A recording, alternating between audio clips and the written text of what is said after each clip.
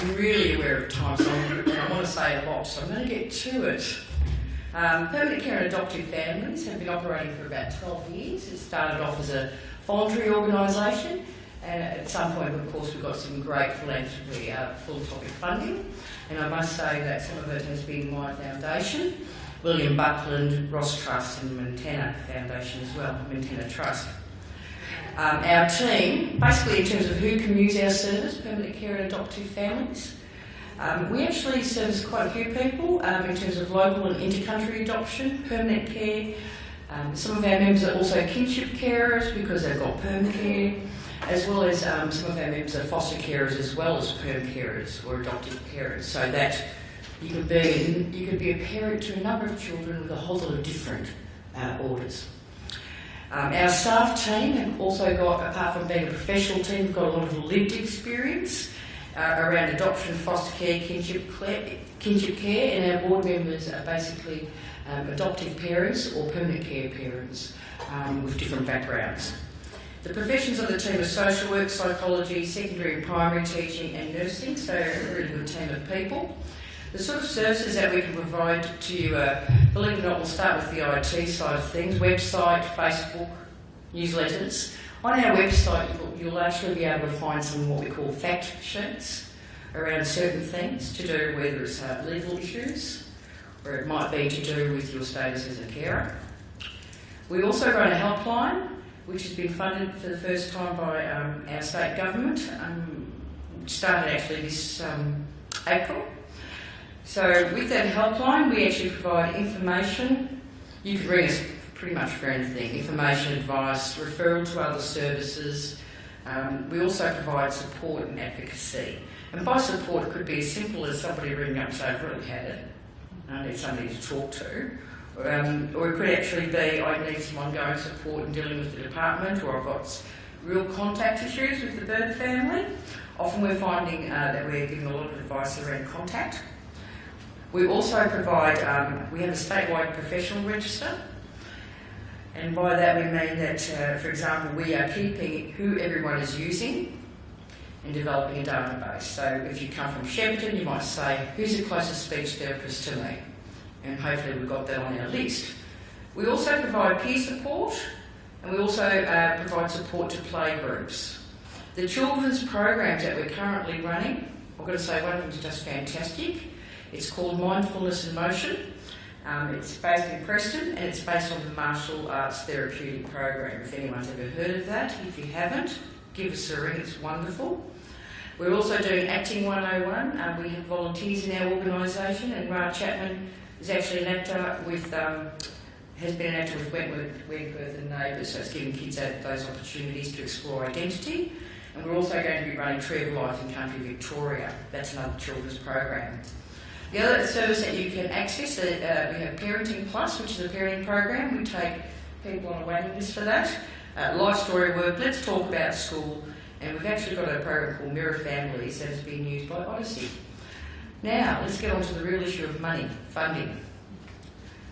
The Minister Jenny McCarkos gave us $4.58 million over a 2-year period to assist families from permanent care, special needs adoption, and kinship carers who've got a family law court order where they're actually getting a carer payment.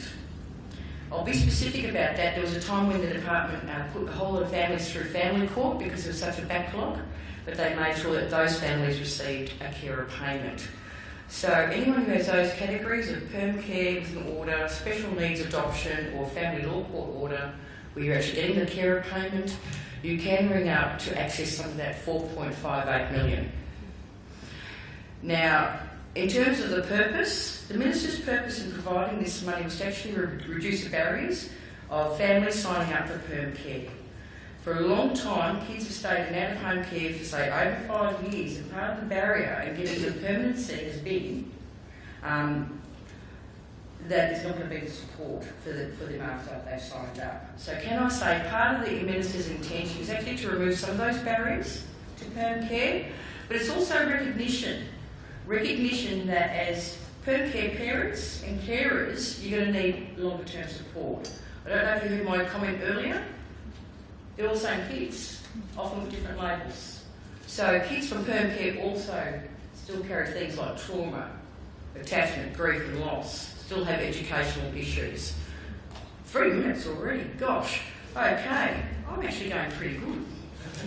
I'm a fast talker, I didn't realise I was so fast. Great, so we are not the permanent care police. You can ring us up. You can say, look, I really need this, this and this and this. We are not going to turn around and say, show us your bank account, show us your ID. Well, we do ask for the permanent care order. But the whole role that we take on is really just look at what else do you need. This fund is meant to be accessed just within exceptional circumstances, and you're meant to have tried other places. For some of us, we know you've got Buckley's that are trying to get help with school fees. So can I say, we do not be shy to approach us. We will do everything in our power to help you.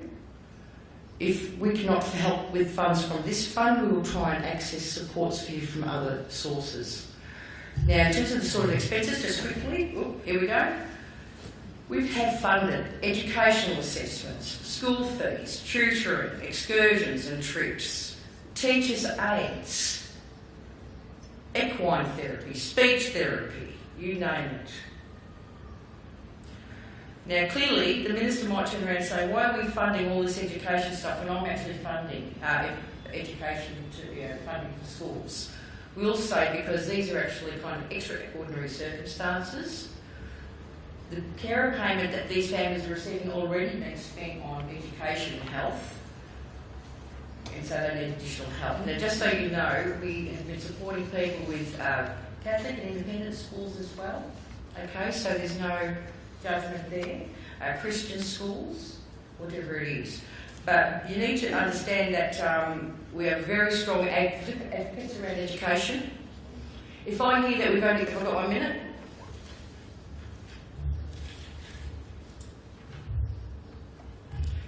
If we hear that we have got kids attending school 3 hours a day in a week, you can actually ask that question, well, where's the education, where's the learning, what's supposed to happen the rest of the week?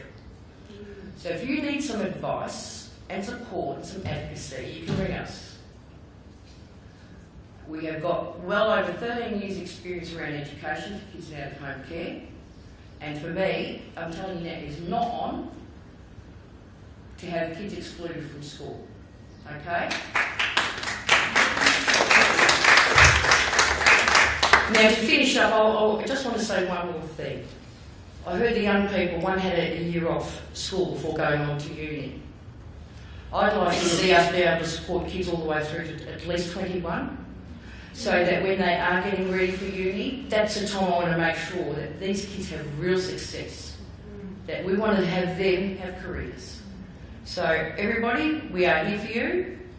Don't care what labels, just ring us. We can always refer you to the most appropriate agency, but we can help you as well. Thank you.